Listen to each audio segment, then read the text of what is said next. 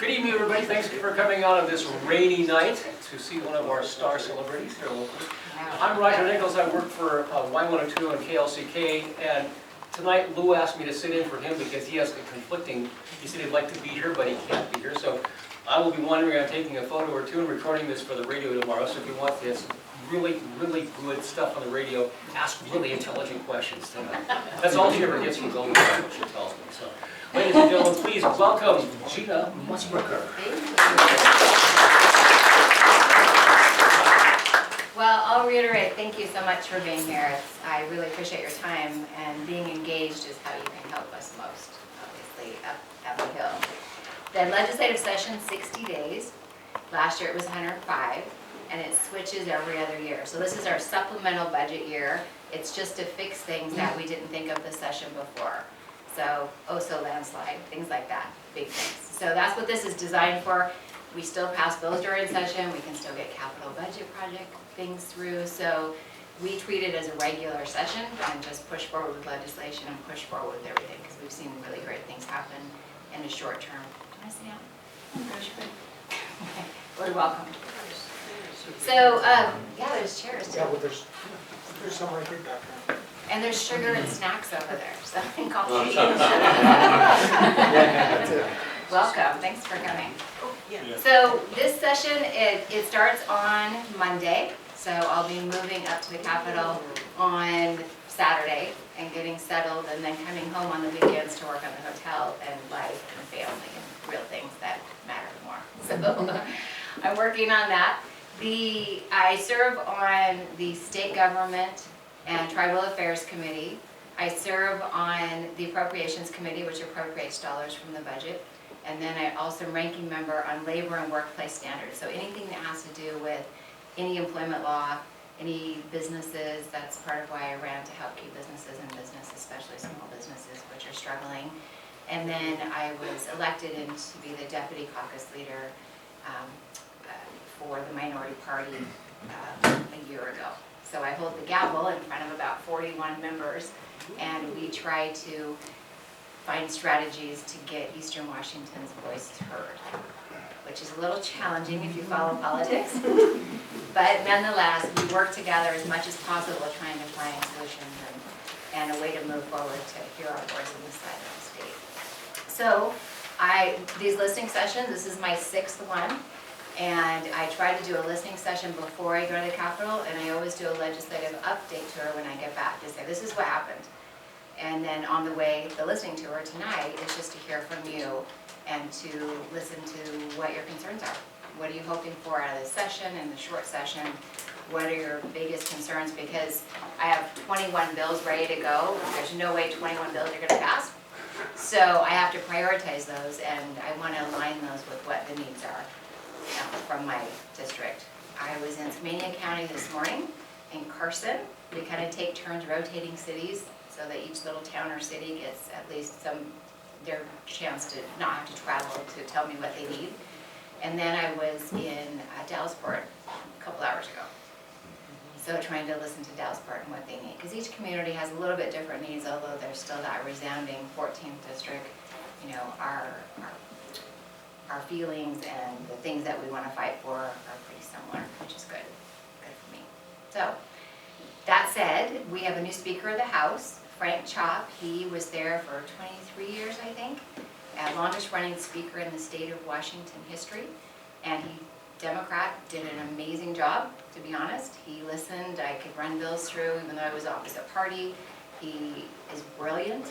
He had a file on every single member, all 147 of them. And could tell you anything you wanted to know about any one of them. And he knew every bill that came through the House. And he decided pretty much single-handedly if it was going to be heard or die. About 300 bills, about 300 bills passed out of 3,000. Some sessions, it's 5,000 bills, maybe 500 will pass if you're lucky. So that gives you an idea of the odds. I passed my 18th bill in the first 2 sessions, so that's a record, and we're excited about that. But I have amazing staff. I have really great staff. Wanda, if you worked with her when I first started in 2016, if you talked to her on the phone, she just left Arizona drinking wine on the porch of her house to come back and take over my office this year. So I'm very happy about that, and she just walked in and take control. She's been there over 30 years. So we have a lot of experience in our office. We've got a lot of things all lined out, ready to go, and she knows pretty much everything you need to know about it. She said she would come back as long as I didn't ask her to train with anybody, because she trained all the legislators that were there so far, all the LAs. So we have that agreement, and I'm really excited she's back. So you'll enjoy working with her. She's expert on capital budget. There's 3 budgets up there: the transportation, there's the operating budget, which runs the state, and then there's also our capital budget. There's 3, they're all separate. So when you're hearing that the $30 car tabs, we should take out all of the roads, and your roads are gonna be terrible, and everything bad's gonna happen, we're gonna stop projects, that $30 car tab money was a separate account. It doesn't do that. That's what the gas tax was for, that we fought over the last few years. So when the governor comes out with some of these narratives, you have to be really careful, and we get frustrated because we have to get that message out in different ways. So that primarily pays for sound transit. Not so worried about sound transit from this side of the state, but I am worried about the roads, and just know that that money that comes in or doesn't come in based on what happens with the suit it's a different account. So we just try to bring facts back and try to let you know what we know as being in the front row. And it's frustrating. The operating budget runs the state. It was a 16% increase last year. We voted against it, most all of us. We had $4 billion, that's with a B, dollars left over after the budget was at the revenue forecast, and they still had, I think, 11 or 12 taxes lined up.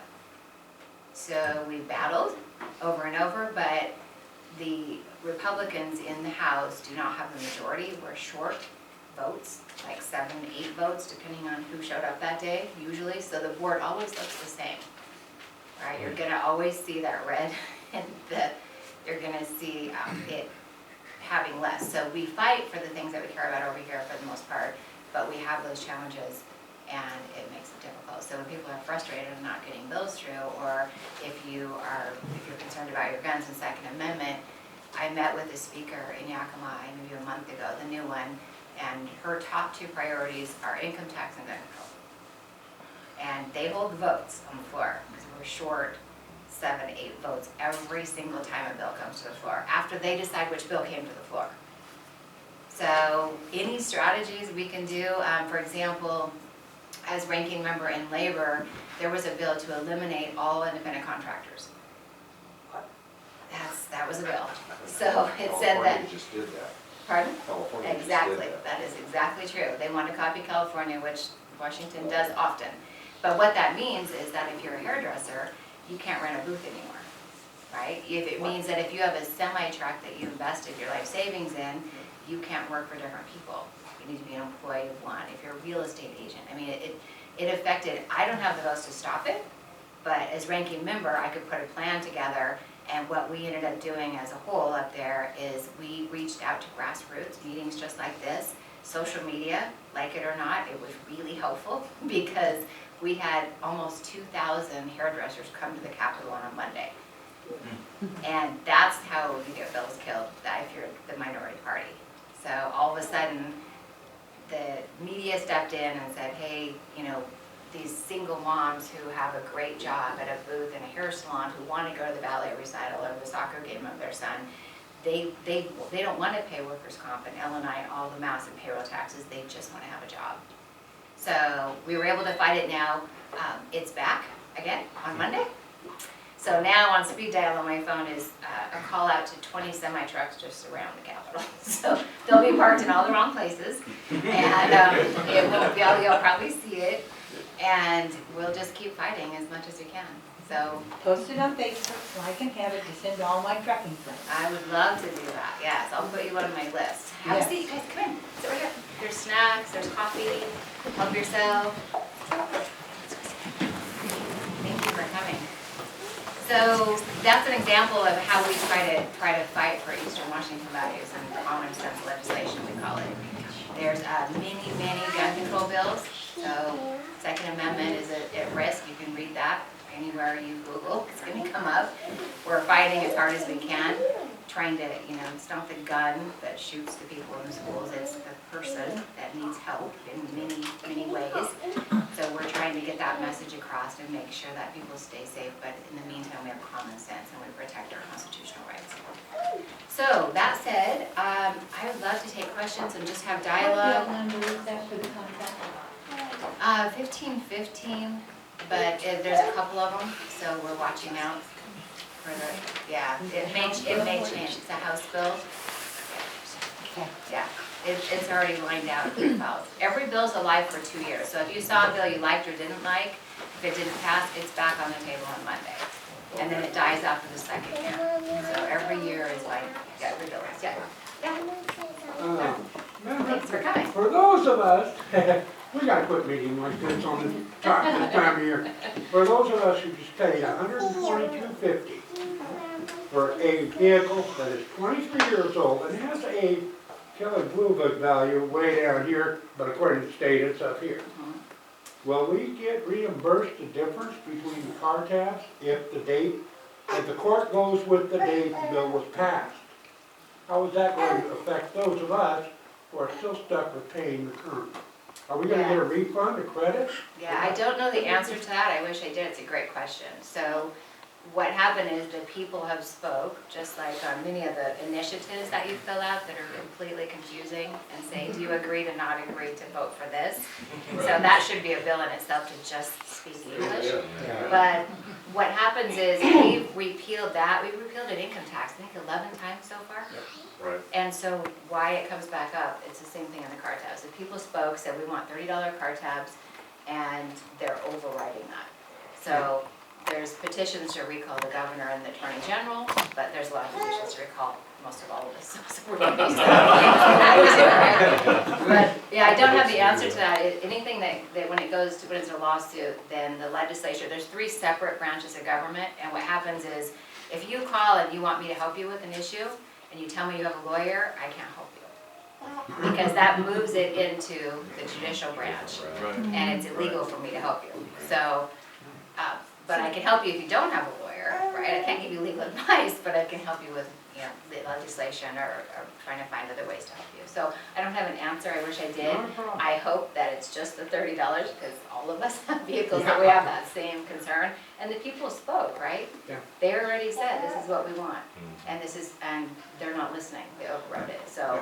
What's irritating me about the whole thing is, Kane County has this multi-billion-dollar, 25-year over budget, like rail system they want to build.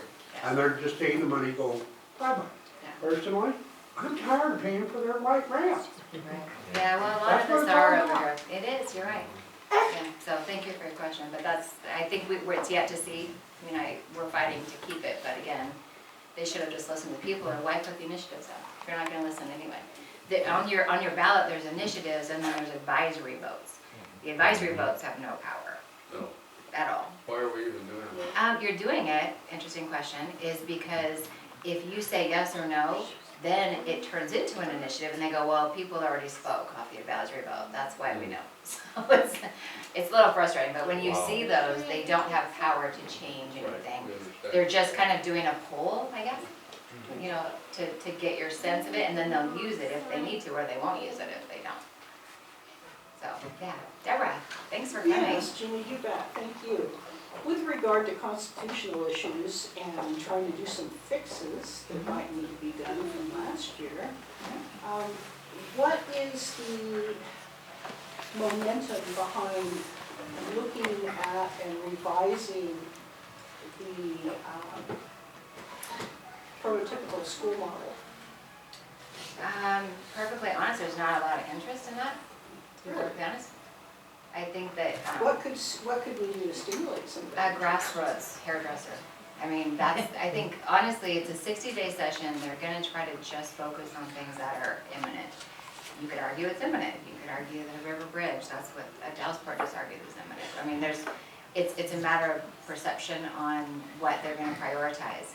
I think that they're just saying, McCleary's done and we're exhausted. We just did it for over a decade. So I don't know that there's going to be a lot of movement on anything related to that. However, there's a bill with your wish round superintendent that I'm helping him do that would help small schools only. only small schools. Well, Goldendale fell through the cracks all the way around. It did. With McCleary. Yeah, It got hit doubly. yeah, it did. And the prototypical model is from the 60s. Mhm. It hasn't been looked at since. Mhm. And if you look at it, we would have to have an FTE of 5,000 students in order to have a full-time nurse in the building. One nurse, district-wide. We don't have that many people in Goldendale. And my daughter's a nurse and would love to have that job if we did. So, you know, I have great respect for what's been done, but if the 1.1 million students that are involved in public education in Washington State don't matter to a lot of the legislators, you know, we need to have a serious conversation. I think they matter. I think it's just very fatigued right now. So we need a new path and a new rejuvenation on how eminent it is for smaller districts.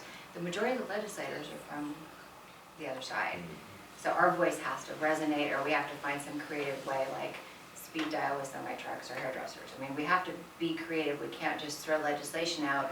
I would love to run gun bills to, you know, Second Amendment bills. I can still carry in Oregon and Washington. I love that. The minute it says gun and it doesn't say take it away, it's dead on arrival. So I can spend your thousands of dollars presenting a bill and drafting it with my staff, but it's not going to go anywhere. So I try to be really sensible about the money that we're spending to do bills that can actually move. So, I mean, the bills I would run if we have the majority would be completely different, because I know I can move them and I'm not wasting taxpayer dollars in a political climate that is extremely one-sided right now. So let me talk to Sam Gatto. She's amazing, and she can talk about what that would look like if you tried to do something. This session they probably won't, but we might be able to tie something in that school bill I'm doing for Wishram. Because that could be, even if I beta test or I do some sort of like, you know, we do a lot of just a prototype to try it here and see if it works type thing. Maybe we could do something like that. Well, there are 191 small schools in the state. Yeah. We outnumber those big guys. What's the number for small versus large? You know what that cutoff is? Anybody under 2,000 and over is not considered small. Okay. So why don't you talk to, or I'll talk to Wishram, and then look at that bill draft and see if that's something we could, you know, say we're just going to do a test on 5 different schools in Washington State, and then we can try it with our I can schools. get you more than 5. Yeah, well, I know, but I'm saying, but fiscally, I can't get more than 5. I'd like to do all of them. But I'm saying sometimes you can start something by just trying it, and they'll study it, and then we'll say this worked better for our school. We were able to financially, you know, meet our needs and better for the students. So, but I'm telling you, people do have that McCleary fatigue right now. Oh, well, they're not the only ones who do Yeah, as I'm well. sure you do. Every time you try to write a check, I get it. Yeah, so, but I wonder if that would fit in my wish round bill. Let me think about that. Because I know that it's just a way to make them whole because they fell through the cracks. So, yeah, that's interesting. Okay, thank you. Thank you for your comment. Questions, comments? I know that on an up and down vote on anything related to guns, we're going to lose. But is it possible to modify, I mean, in a negotiation process to insert things? For example, I hear there's going to be a bill to make the state police responsible for all the background checks and remove that from local jurisdictions. And the rationale is that there's differences in how they're done. And I don't buy that, but I can see, and this was tried in California, where then the legislature cuts the money to the state police, the equivalent of, and so they can de facto pocket veto applications for concealed weapons or for whatever else, or gun buying. And that's happening, or do you have the ability to have it? It has the ability to happen. So in the bill, either make sure it guarantees funding for reasonable turnaround, and what California did do, which they must have been sleeping when this one got in, was said if you don't get the return on the background check in, and I don't remember, it was like 10 days or something, 10 business days, the background check is good. And the dealer doesn't have, you know, at 10 days they haven't responded, here's your gun. That's probably not Well, no, I think that is good. good. Well, yeah, but if it's a felon, or, Well, yeah, no, but if you don't put a time limit in this, then again, it can be a pocket veto, they can just get real slow. And a woman who just got a restraining order on a boyfriend that's abusive is sitting there unprotected because she wants to buy a firearm to protect yourself. to protect herself. So, you know, waiting periods, we can talk about that, but making it so it can't be indefinite. There has to be a time certain, and however you could potentially work that in is what I'd like to see, to the degree you can. Okay. Or make sure the city doesn't get their funding for that line item. Let me see something else. Anyone else have a turn look, and I'll go back. Following up on him, on the gun bill, Uh-huh. I just spent 22 hours on the most boring class I've ever been to. I am an American veteran. I come from 2 different branches. Why in the world do I have to sit through a gun safety class? I could teach the silly thing better than our instructor did. That's a good question.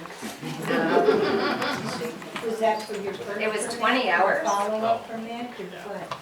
No, you want to buy a gun now? It doesn't matter whether you're a veteran or not. You're going to go through that class. For every person, same thing? Yeah, no penalty. Melissa, just take it. It was a family. Yeah, I don't, a lot of the guns stuff, we went in and tried to, couldn't stop it. So we would go in and take out pieces and do amendments to do certain pieces. Like you're talking about, go in and amend, if we can do that, which slows the process down, but they can kill the amendment. Yeah. So, and sometimes if we put too many amendments on it, like on the operating budget, I think we had 60 amendments one time, Ooh. 64, just to kill it, because it was so bad. But it just drags it out, really. Yeah. And in the end, it's just, you know, we end up taking some of them down because we know it's not gonna work anyway, they just vote the same But on every if you single one. get the guys with all the trucks Yeah, you well, know, see, the media helps. for me, this, you know, boy, this, you know, you want common sense and all this kind Yeah. of stuff. Gee, you know, if you want to service, everybody thinks government works too slow. Yeah, right. So, you know. Well, and Oregon's did a pretty good job of getting some semis over there, so, yeah.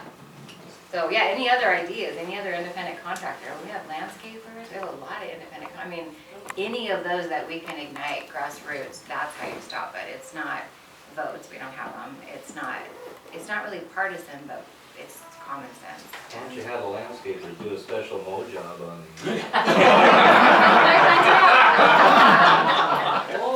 Yeah, they might get arrested. Oh. Yeah, we'd have to call Someone Bob. maybe wouldn't care. Yeah, Well, I was thinking Olympia's a clip joint anyway. right. Ooh. Good job, Darrell. Oh, That was your outside. Weren't you just asking for something? From the Olympia? I was gonna ask, what's going on with the, what do you think is gonna happen with the title-only bills?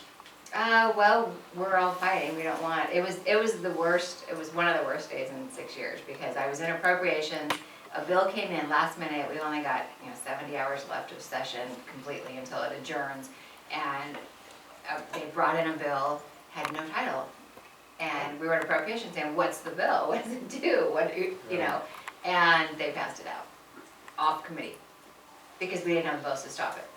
We call it ghost bills, we call it title-only bills. It's insane. So then they go in, and after it's passed, then they can do whatever they want with it, and then take it to the floor. Can't somebody sue to get that in the They've judiciary? done that, but the lawsuits are going to the Washington State Supreme Court, which is very, which doesn't mind.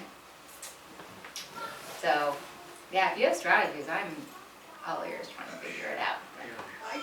I'm not clear on what's the best way to hear what you have going for us. Great. And likewise, whether we can respond to somebody or something, whether we do website or how, but it sounds like communication between you and us and others is the thing that's gonna really do something. Yeah, it's key. We have cards that has the email, everything on it. The best way to do it, and it's called TVW, just like TV, the W is for Washington, is to just watch, because everything we do is video, just like dancing, right? It's all videoed. I mean, everything we do, every cameras in every committee. So what you do is just go to tvw.org, and you can do it on your phone. I've watched committees that I was in a different committee and I wanted to see what was going on in my bill, but I can watch it at the same time. My LA watches it to find out what the hearing is coming up, because a lot of times I have 6 bills going at once, and I can't get from the House to the Senate to there in time. So I watch them on TVW, but it's open to anyone, and then you just go in and say, I want to watch the Education Committee. And it's sadly, like a political nerd, I watch it for fun, right? Just to see what's coming up. So I don't know if you're there, but I'm just saying, you can see what's happening in Ag Committee, you can see what's happening in Labor and Law, in the Public Safety Committee. And it'll say what topics are coming up next or what the bills are. It'll show us arguing. You can see us argue. You can also see floor action. And so you can watch us fighting on the floor with a microphone all night. Debating, yeah. Fighting is not a good word. Debating. Well, we don't really have debates anymore this last year, because what happens is we go into debate on a really bad bill that would hurt Washington State businesses, it would hurt Eastern Washington, and we argue and argue, and we've got it all lined out with our really great floor leader.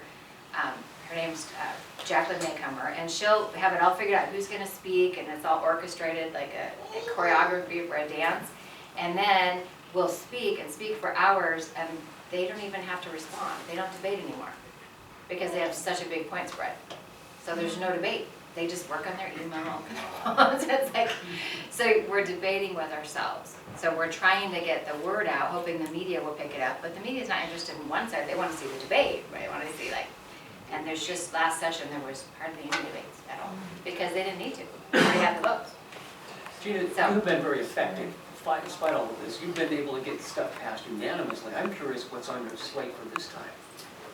Okay, good question. So first TVW, let me finish that. So Yeah. TVW, you can see everything. Like my mom can call me and say, you should change your hair, and I'm like, that's how good TVW is. So just watch it. It runs all the time. It's starting now. And there's a lot of shows on different governors and different past. Ralph Monroe and those types of people. They're always doing shows about what they did when they were governor, when they were speaker, secretary of state. So if you like politics, it's a great place. But it doesn't cost you anything. I would definitely monitor that. If you want to know what's happening in education, or if there's a certain bill coming up, then you can call my office too, because we can tell you in 2 seconds. Or you can look it up on leg.wa.gov. So it's legislature, so it's just leg.wa.gov. And it'll show you all the committees, it'll show you every legislator, what bills we're running, what we're passing, what came from last year. It'll tell you everything. So, to your question, so this year, so I have 21 lined out, and I'm not gonna probably drop all 21, because then they start through the system and it costs money, right? Every time I drop a bill, it costs money to go through the system. So I usually pick, President Trump just signed 2 of my bills in the last month, which is really exciting, because I try to pick bills. Little bills, there's some bills about you should change one word in a bill. I mean, I don't want to do that. It costs a lot of money to run a bill. It costs thousands with the attorneys. So President Trump signed my Native American missing murder bill. And we've got millions of dollars for that. But the good part of that bill to me is it pushes the responsibility of the federal government, which is where it should have been all along, right? I mean, because tribes are sovereign. So the federal government is paying. And all I want to do is find the 12-year-old missing girl, because no one was looking. The tribe weren't really looking. The state patrol, local, they weren't looking because they wouldn't talk to each other. And we had the threat of trafficking. So a lot of those girls that are missing still today are being trafficked from their reservation onto ships in Canada, through Canada. And so we're trying to break that ring, we're trying to figure it out. But we're literally opening up these big containers and seeing Yakima Nation and different tribes from Colville, Umatilla on those. So this bill was controversial. They're saying you shouldn't help the tribes, that's the federal government's job. true, but they weren't looking. So for me, it's about people, and it's about helping the kids and the families who are missing. So that bill, now I've kind of gone through the series of what I need to do. I passed 2 bills in that. They're all in action. There's 2 tribal liaisons that work in the Washington State Patrol's office, which is brand new because they didn't get along. Now they have an office, and they're today being the liaison between the tribes who are missing their daughter and the state who has all the resources to find them. And then that's also linked into the federal government. So I think we found our first girl. She worked like, the girl that we hired, I wanted one from Eastern Washington, one from Western Washington. I didn't want them all from Seattle, so I could put all these specifics in the bill. And so we hired the Western one right away. She used to be an FBI agent. She's tribal. She's doing an amazing job. She knew how to run the data searches already. We're linking up people and different databases so that they say this, they're looking for the same people, and they're not looking in one database and not another one. And so that bill is doing great. We found our first girl not very long ago. The side of semi-trucks, if you're driving through Eastern Washington, you'll see Native American missing woman on the side of it, and that's Washington State Patrol doing an amazing job of taking that on. Camway Trucking said, I'll run them on the side of my semi. So we have to find them. The number the bills asked to do a few things, but one of them was to get a number for Washington State that were missing. We know that there's probably thousands or more that are missing, because this has been going on forever. We only had 57 reported. So the tribe said, well, there's more than 57, and I said, you're not reporting. I wouldn't have had to run the bill if you'd been reporting, because those resources wouldn't have been available. So there's only 57. So now there's 56, but we just found one. But it's now we still are looking for a tribal liaison to work. They can even work from Yakima Nation to be that liaison for the State Patrol. It's a great paying job with benefits. And the #1 complaint out of sitting in front of tribes for the last 3 years, 400 in Yakima at the convention center, telling me heartbreaking stories for 4.5 hours about how their missing loved one was just disappeared with the pickup truck still running or the dog still in the house.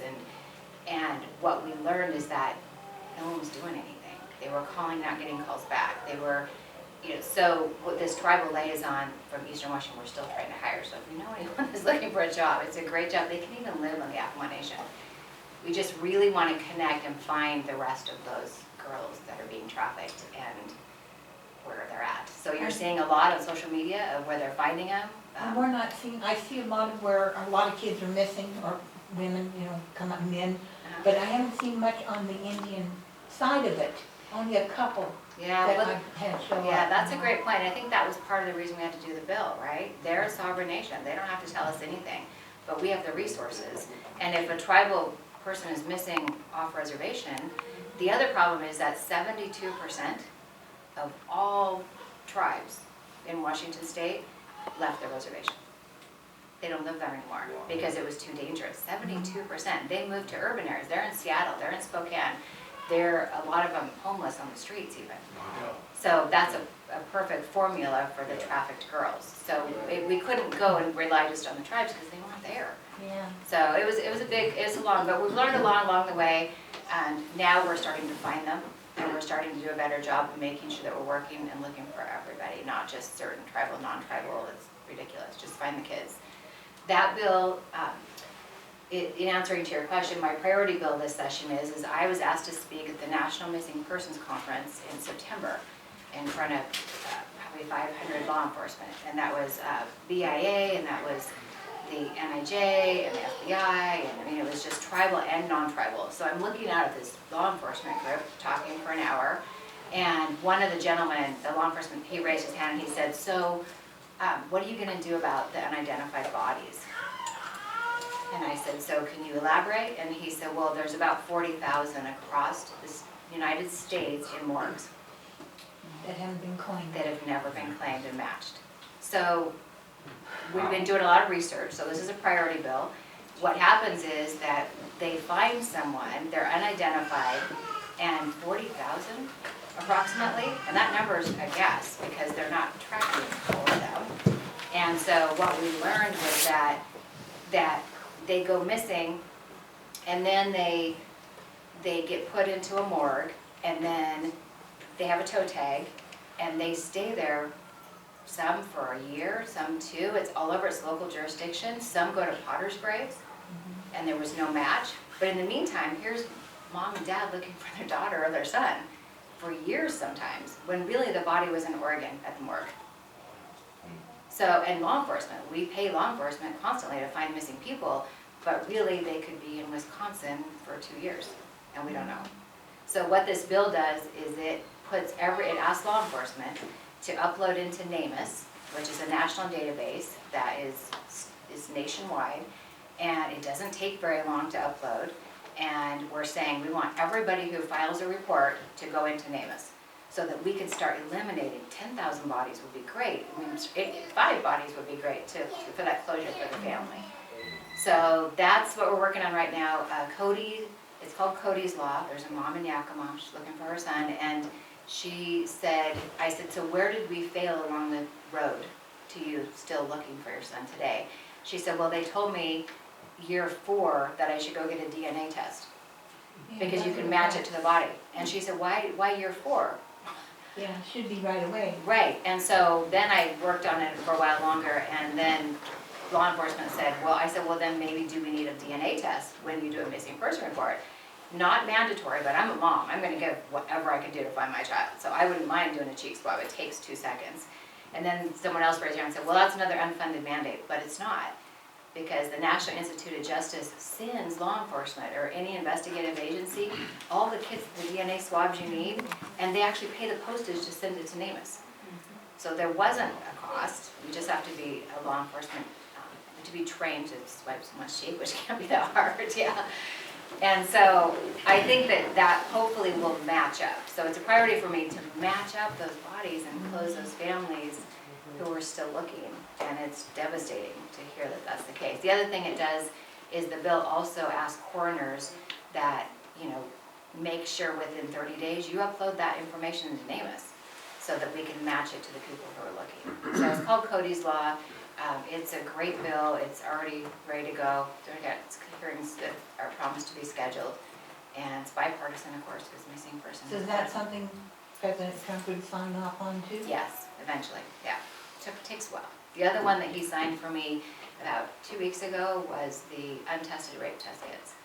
So we started that in Washington, and there were 10,000. I think we're down to 6,000 left, still testing them, because we had to hire 7 new crime lab techs. We had to build a new crime lab, forensic lab, which we built in Vancouver. It's open. It's amazing if you can go. I had to How give... come we can't get that over on this side of the mountain? Working on it. We got closer. They wanted it way far away. I got to Vancouver, so we're baby steps. But it's $12 million that we were allocated out of the budget to try to close and get Washington State to 0. And then now, finally, Trump signed it 2 weeks ago. So that'll cover the U.S. because there's Then they can stay on top of it, right? and there's over 500,000 untested rape test kits Statewide or nationwide. nationwide, yeah. Yeah, so now we're putting it so that we have the big dollars, trying to get back to 0, so that if you're brave enough to go through that kit, then we're at least gonna follow through with what we told you we're gonna do and test it, because when the ones that we're testing right now, it's a 33% CODIS hit at last briefing. That's 33% of those that we're finally testing, clear back 20 years ago, wherever they were, they're felons. And they're serial, because rape is a serial by nature, it's a type of crime, who have offended between the time they did the kit and now. Over and over, some of them 8 times. So we could have stopped that possibly, right? So that's been great to just send it off to the national. So there's no statute of limitation on the rape? We're working on that. That's another bill, yeah. Yeah, we've been fighting for that. It depends on if they're for children. That we're able to get through. We're still trying to get it on any rape, so, yeah. But, yeah. Why are they not tested? That's a great question, and I've been asking that for 4 years of this work. They're not tested. First of all, I had to say, I don't care whether they're not tested, just send them to me now. Because they were literally like in closets with like water dripping down, and some were just tossed away. So I had to not ask that question, which I wanted to really bad. So now that we've got some tested, they're saying, well, we didn't have enough funding to turn it in. So we're not sure. So these are like police departments or hospitals that Police, have them? hospitals, and college campuses. So it wasn't just one of the three. We found them in all three, and we're still looking for some, but it's over 10,000 in Washington State. The other reasons were we didn't believe her. You know, she had a short skirt on. She had a beer earlier that day, so toss it. So like unless the person that was raped wanted it done? No, they did want it done. That's the bad part. That's a whole different number I of have no people that idea. didn't want to test it. This is the ones who thought they were tested. So we're literally knocking on the door 20 years later, saying, remember that rape you had? We just found a CODIS hit where they've raped 7 times since then, and we didn't test your kid. Can you come testify? Yeah, we're completely re-traumatizing that victim. I had a girl tell me that story in Detroit. about So 6 months your bill that you're passing is what? It makes sure that we They're all- allocate funding, that it's, you know, you have to send it in immediately, no matter what. No excuses. If you have a kid, it has to be 45 days is the last one. If you don't have it in 45 days, then it's, you know, it's criminal. It's against the law. And but now, today, actually, we had a call working on doing a PSA back to people in Washington State saying, you know, we're sorry that we didn't test your kid. Because a lot of these victims, I have a task force with Representative Orwell. She's Democrat, not a partisan issue again. And it's got, you know, 15 people on it. And the 2 most important people are the rape victims that are willing to tell their story. And she said, no one, she's the one that really inspired me to jump in on this really difficult topic, as you can imagine, for anybody to work on, said that she was raped, went in for the test, was put in the hallway for 2.5 hours in Seattle. She said, I just wanted a cup of coffee or a blanket. I was trying so hard not to leave. Went into the ER, sat there for maybe 3 hours on the table. This is all after the rape. Came in and then told her that there wasn't a kid at that particular hospital, but there was cab money that she could have to go to a different hospital. Yeah, so you wonder why people didn't report? Right. That's why they didn't report. Oh my So gosh. there's so many places that we could have done a better job as a state to protect people who live here and Yeah. survivors. So this series of bills that we're doing does that. But the minute we get the 7 crime labs trained, the lab techs, then I have to figure out how I'm gonna get the cold case, enough money to do the cold cases, to open all those cases back up. Then I need to get more advocates who go with the police officer to minimize the trauma we're doing to the survivor. I mean, it's just like Pandora's Huge, box. yeah. It's just like, so we've got new legislation this year, and every year we've been able to inch forward and try to make it a priority for the state. But it really helps having federal dollars and President Trump sign it, Yeah, because that gives us the backup we need. And it's not just Washington trying to get to No. 0, it's everyone. sure. So, Wow. so that PSA should come out after session, and it'll just be an apology from myself and Representative Orwell and maybe someone else that just says, you know, we're really sorry we didn't test. Here's a hotline number. We promise you it'll be done in 45 days. You know, please come report, because otherwise these perpetrators are still out And there. some of these people think that it was sent in? That it- They all think it was Oh sent in. my gosh. They're told it was sent in. Yeah. I have a rape test kit in my office. It's 15 pieces. Something you never want to have to go through that test. What does it cost to process a rape kit?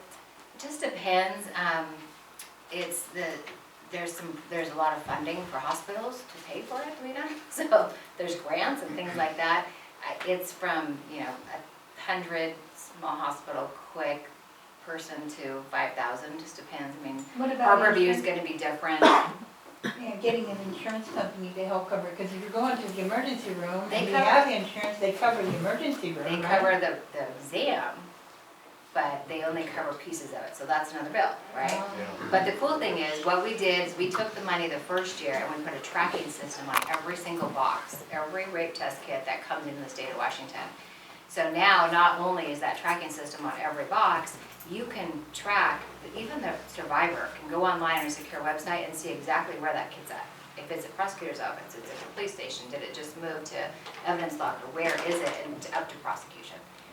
So now other states are copying that, because otherwise they're just gonna get lost. So, other bills, there's some business bills trying to make sure that if you're self-insured, that you can still retrieve money for claims. I have a bill that says whenever someone sues you, then the plaintiff always sues for court costs. But why is the person who won the case at the end, who got sued, not getting court costs? Working on that, trying to make sure that that's more fair. Because if you get sued, it shouldn't cost you money if you end up winning. But it does, and the plaintiff has no problem asking for court costs. So working on that. There's so many, teen suicide, it's a big issue. There's 1,742 suicides in the state of Washington in 2017. And compared to Montana, it's 500-ish. I mean, different size, but nonetheless, we're one of the highest in the country. So we're really good at saying thoughts and prayers for you, for your family. We're bad at figuring out what's the nexus between all those people who successfully committed suicide. You know, the highest age is 17 to 24, the most suicides. And so what this bill does is it puts together a review team and it dissects the reasons why they committed suicide. Is it opioid use? Is it social media? Is it school fights? Is it mental illness? Is it family? Is it assault? You know, we have to figure out why, because we're losing these beautiful lives every day. Yes. But why is suicide the solution to those problems? You just listed the symptoms. You didn't get down to why they choose death. Right. Well. That's the core root. Right. Why? That's even deeper. So that's a good point. But I think, sadly, in Des Moines, we have this thing called contagion. So what happens is somebody goes on and videos themselves killing themselves, and 4 other people do it. Just happened in Des Moines. So how do we stop that contagion? That's what we're working on. And that's what, there's a call tomorrow on a school alert system, trying to figure out how do you respect the privacy of the family, but yet when there's a suicide, there's counseling available to the school, and there's some sort of way to make sure that it doesn't spread out, and then you've got these contagions kids doing it because they think it's cool. It's not cool, but we're trying to figure out what's an alert system to get resources back to you immediately for the family, for the school, for the students. How do we do that, and how can you reach out and say a student committed suicide, I need help in my school, and then we provide those resources. The deepest But you why still is- respect the family, so. The deepest why is, why do we all of a sudden in this generation have this phenomena where we've cheapened life to the point, either by suicide, by murder, randomly? Yeah, I don't know the answer It's to the that. why. Yeah. Well, I do, but we'd be here for hours. But there's nothing we can legislate to fix either. Yeah, I don't know. So the best we can do is symptoms. Right, and we look for those, so, yeah. One other thing I'd like to ask, if you would run through your committees so that people will know where Sure. Yeah. Sure. The Appropriations Committee appropriates money. And so again, I don't have all the votes to appropriate where I would put it, but I do have a vote in that. It also, state government, there's a lot of work, census. You want to speak for a minute? Sure. Go ahead, introduce yourself. Ben. I'm Dan Sines. I think I spoke to quite a few of you earlier today. I'm one of the recruiters here for recruiting for census takers. And the pay is good. It's $16 an hour, and it's 58 cents a mile. And as you know, we've got a huge territory here, so the mileage racks up pretty fast. I can tell you that. I did it in 2010, and that was one, we'd only been here for a couple of years, and that was the best way to get to know this county that I could have I thought can of. imagine. And I was on a motorcycle half the time, so that was fun too. So, well, all you gotta do is go online and go to 2020census.gov/jobs. And I've got some business cards here if anybody's Yeah, feel free to put them up interested, here or- and okay. see, but thank you for sharing that. You bet. State government deals with that, so thank you for your service on that. Thank you. Yeah, we're trying, this will determine, the census, if, we have to count everyone, right? That's gonna determine new boundaries. So the 14th district may look different, right? We picked up a little bit of the Clark County, just that little strip in there based on what the work that you do. So $16 an hour and reach out, that's great. Thank you for bringing that up. Yeah. Also, tribal affairs is connected to that, anything to do with the tribes. That's in the committee as well. And then I also serve as ranking member on labor and workplace standards. So again, that's business, that's labor, that's, how do we keep businesses in business? And usually labor costs are the highest portion of our businesses that we run, right? So how do we make it so that we can afford to keep the doors open. Because again, I would pay employees here $100 an hour, $50 an hour, whatever I could afford, but I wouldn't be able to keep these lights on right now. So that's the rest of the conversation. We're not having in Olympia. We're just saying keep raising minimum wage, keep raising it. Great, but we can't keep our businesses open. And you see more and more empty storefronts across Washington State than you've ever seen. And these little espresso shops with all these regulations, there's like a scale of justice, right? And in business, it's like we keep layering more and more and more on business with paid family leave, sick leave, higher minimum wage. I mean, it's not that we don't want to pay them, it's that we can't afford it. And so eventually we just close.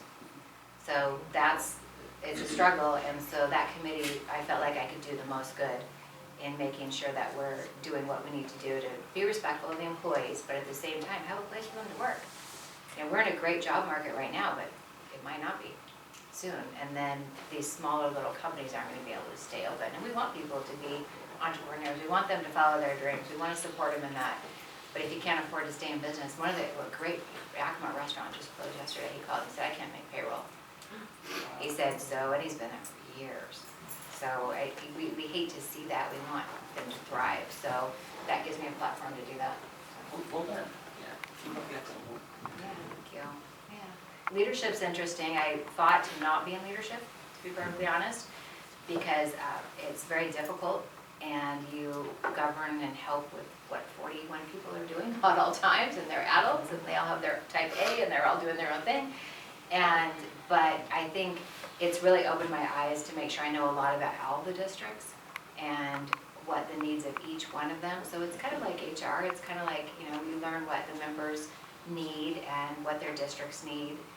And it's nice to have an overview of everyone's bills versus just mine.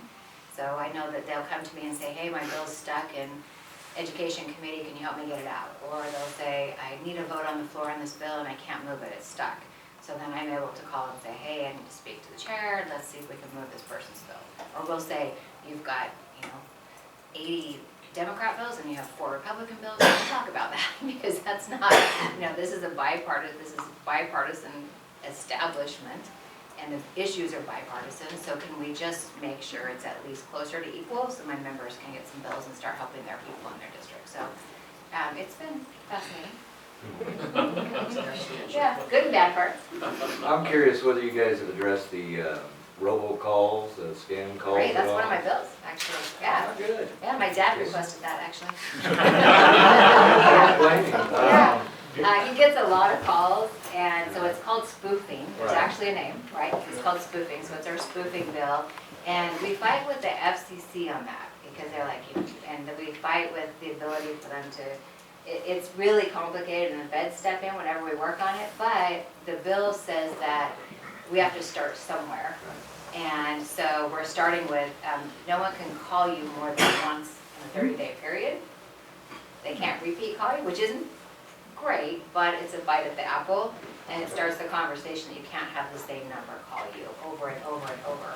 Well, So- that's what happened to us in December from our own phone numbers.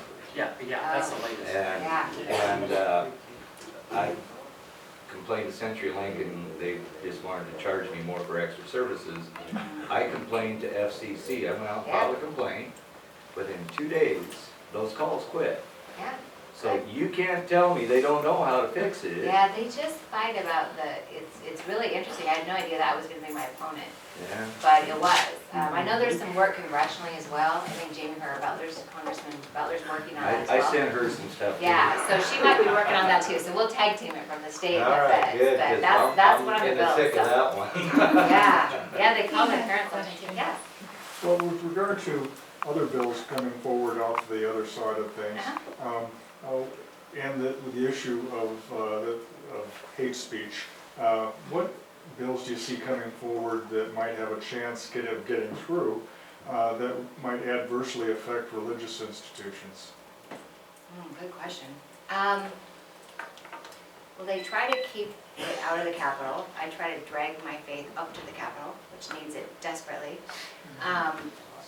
I think that, it's somewhere they don't really want to go usually, to be honest, because it's so diverse, right? We have every Tuesday morning, and most people don't know this, we have a prayer group, legislative prayer group, bipartisan, bicameral, it means there's Senate and House in there, and every Tuesday morning at 7, I go and we all pray together. Even though, I mean, they don't advertise that, you don't see that on the news, but it's true. It's every Tuesday since I started. So why did So- they start videoing and post it on Facebook? and The stuff? legislators don't want it video because they talk about private issues. Like, I'm sure that you know the work. They'll say, this is my struggle with alcohol and this is how I overcame it and we all pray for it, you know? So I think that privacy piece is why we don't video. But sometimes there's 40 people in there, which is great. Out of 147, I'll take it. Right? There's also governor's prayer breakfast. It's every year. And the governor comes in and there's probably 1,000 people that come. And a lot of us legislators buy a table and fill it with whoever wants to come. Usually there's a student in there somewhere that we can kind of talk about faith with. So there's some faith up there, there's not enough. But as far as religious bills, they're pretty cautious. I mean, we worry about the Jewish bill, that we worry about that type of stuff, but we don't really legislate around religion at all. So, good question. Yeah. I mean, we have Bibles in jail, but we don't have them in school, so I have an issue with that. But that's school and religion, I get it, but I'm saying, really, that doesn't make sense to me. Yeah. So I have a question about school violence. Sure. So I'm the juvenile court administrator here for the county. Thanks for serving, that must be fun. It's interesting, and it's rewarding, it's definitely Good. rewarding. But I just witnessed a video 2 weeks ago of a young girl being assaulted by another student severely. And the school staff was standing right there when it happened, and what I heard was the school staff was not allowed to intervene. And it was horrible. If I had a student, a child in the public schools here, I would remove them because of the violence that's going on in the schools. The schools don't seem to have any power to be able to stop it. The reports that go to the police get jammed up in the system. We don't even get to see them at the juvenile department. Oh, really? Yeah, and so I'm horribly concerned about that. The word is out with the kids that they can beat each other up and there's no consequences. And it's ridiculous to me to have school staff standing and watching an assault and not be able to do anything about it. Now, that's what I've been told, is that they're not allowed to intervene in these situations. That's ridiculous. That's not okay. Yeah, I know a I couple think of they're- people here that, There is conflict. all they can do is pick up the phone call. Yeah, can't do interfere you want to in or it. no? It's like, no. I'm sorry, I'd be So- interfering big time. Yeah, do you want to address any, otherwise I'll take it, no. Okay, so there was a group called the Fight Club. And I have a studio here, I've had it since 1993. And it's basically, it teaches dance, gymnastics, cheerleading, all that stuff. But basically it teaches self-esteem. Those kids walk across the schoolyard, they've done it for years. The last 5, 6 years, it's really difficult to do that because it's the one job I can't come home on the weekends and do because I'm doing this job and I'm doing other jobs and trying to help with the family businesses. But we just started back a team on Mondays because I kind of did this life search and said, okay, where am I happy? It's really not in that dome, right? That dome is not, the fun has left the building in the Capitol. First couple of years, yes, it was great. It was my dream job, and I studied political science at UW. It was perfect. So I went to law school just so I could do this job. Not so much anymore, because our voice is so diminished. It's really hard to fight when you lose. So, but what I found out when I did this assessment was what makes me really happy is the studio with the kids. And so I put together a team, there's 15 of them, just randomly took kids, and they came in to practice. It's every Monday for a couple hours, and they said, we have a fight club at school. And I said, what is a fight club? Are you like learning to box? Right? I said, like a sport? Is it PE? I don't know. And they said, no, and most of us are gonna go to alternative school, go to school online. And so then they sent a video, and I had other parents sending me videos. This was maybe a month ago. And called all the people I felt like I needed to call to reach out to. And we are trying to work through that, to figure out what we can do to make sure that doesn't happen. I have 2 or 3 of those dancers that did quit school. I know that we lost, what was the number we lost? 45 students? Is that what it is? What did we lose? Yeah. Too many, right. And a lot of it's that.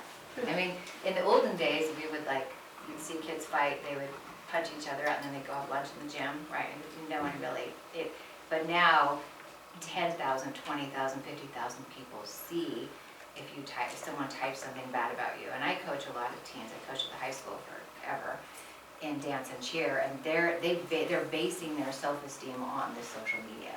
So one person can destroy the life to where they won't go to school and they can end up suicidal. So we have to step in and we have to figure that. That's one of the things we're working on in the teen suicide bill, trying to make sure where can we save that. But we're trying to go through all the right channels and trying to give the schools as much power to break it up and trying to get kids back in school. I love school, I'd go back in a heartbeat, but most kids I know are like, we do not want to go, we're afraid. And that was the big city schools, that wasn't here, right? That was in Goldendale. So we're trying to find a path forward. So that comes back to the prototypical school model. Okay. So I think that when we look at that, and the work group that looked at the prototypical school model said we need more in the, how do we connect kids with education? So more social, emotional learning, more counseling supports, more nursing support. So all of that is a piece that needs to be addressed through that prototypical school model. Okay.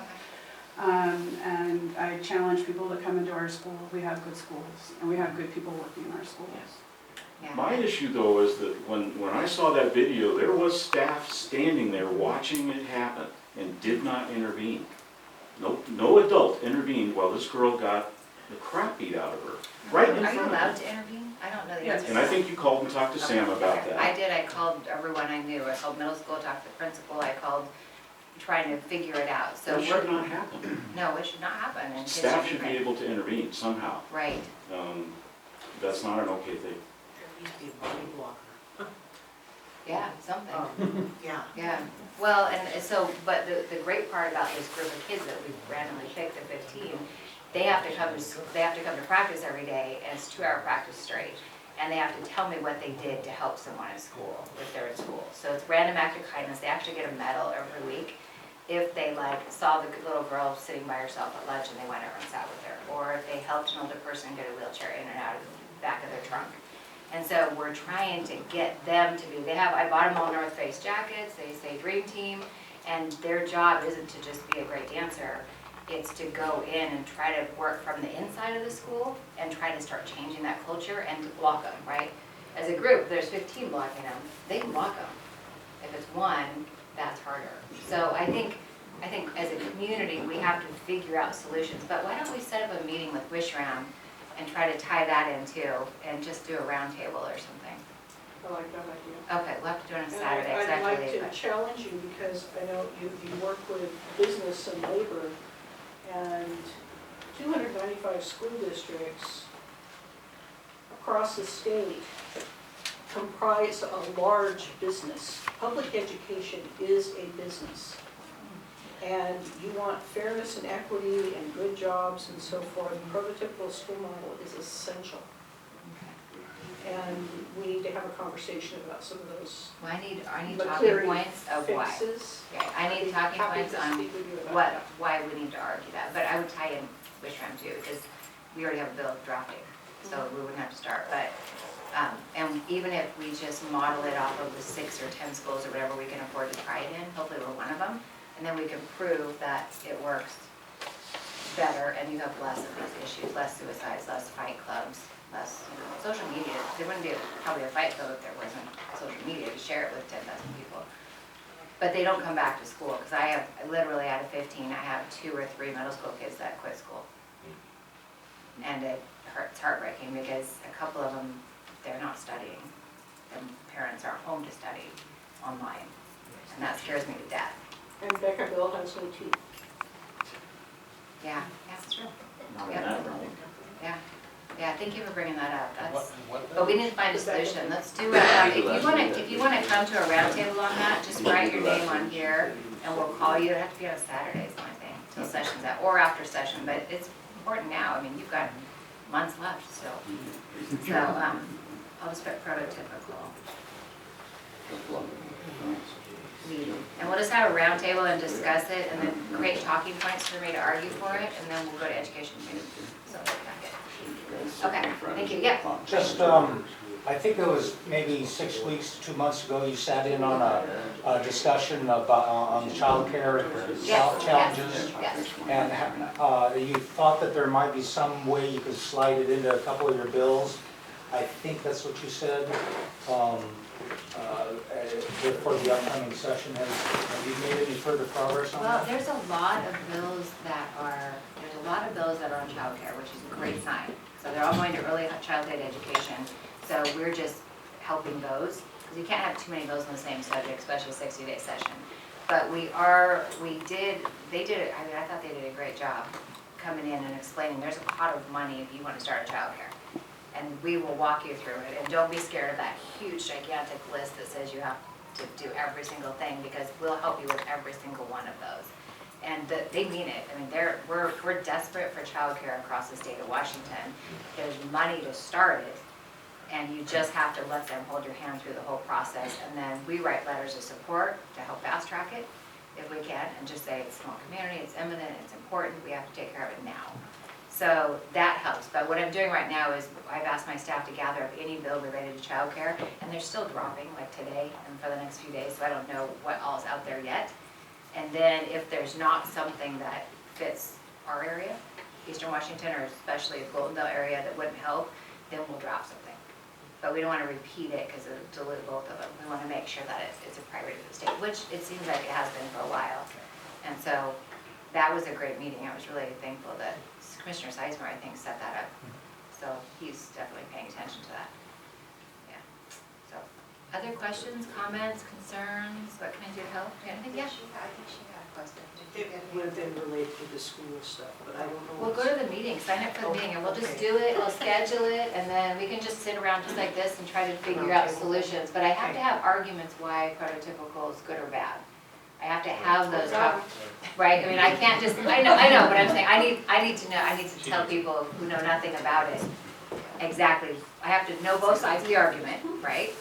When, I guess it's old, is that the old? It started a long time ago, is that the old they have? I don't know. But, I mean, we have to figure all that out. It's based on antiquated information. That's my point, right? But I have to know both sides of the argument so that I can go in and say, it's time to change.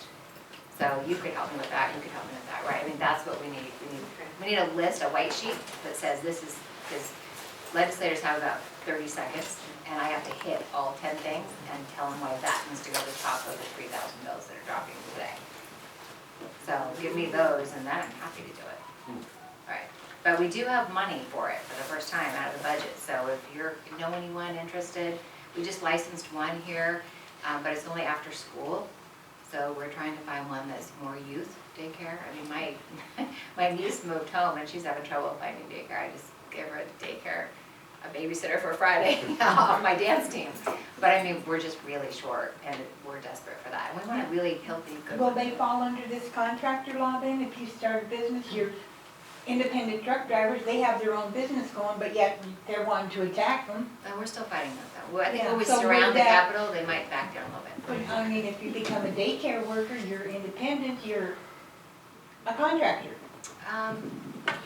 Yeah, you can be a business too, and you can have employees, so. But you can be, Yeah. I was an owner operator, I had 4 drivers, Right. you know, so, So you were independent contractor? yeah. Yeah. That's what they're trying to take away, so that's what we're fighting. But any ammunition you have to help me with that would be awesome, so I'm happy to. Pardon?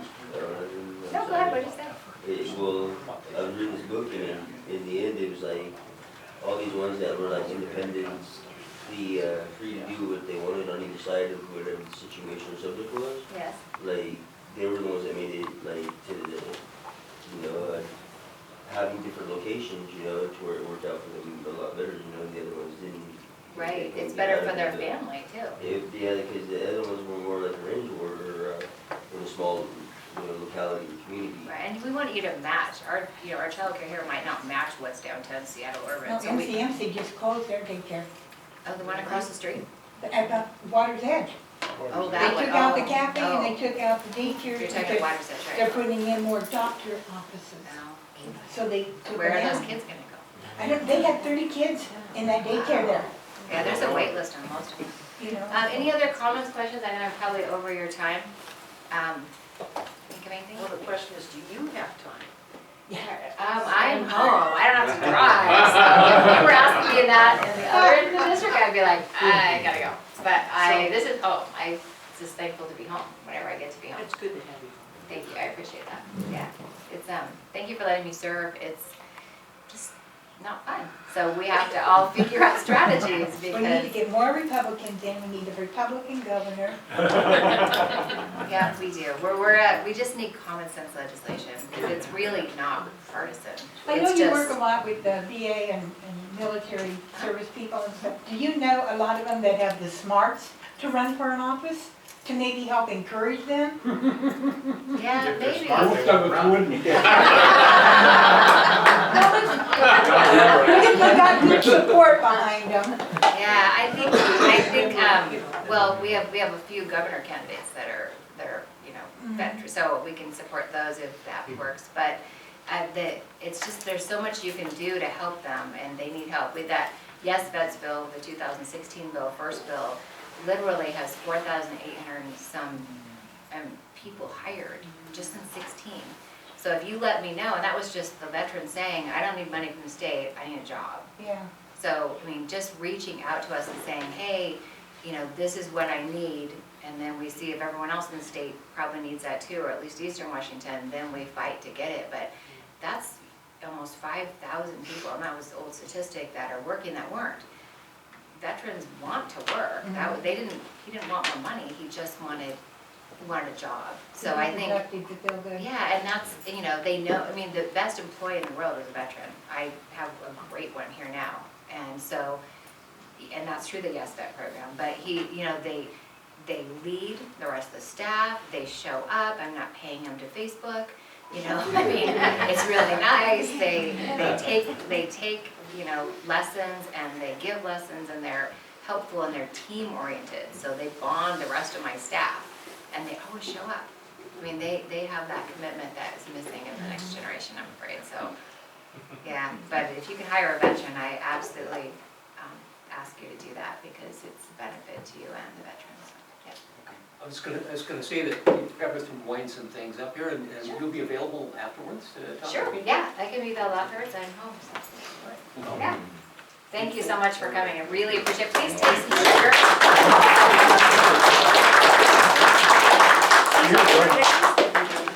Yeah, please taste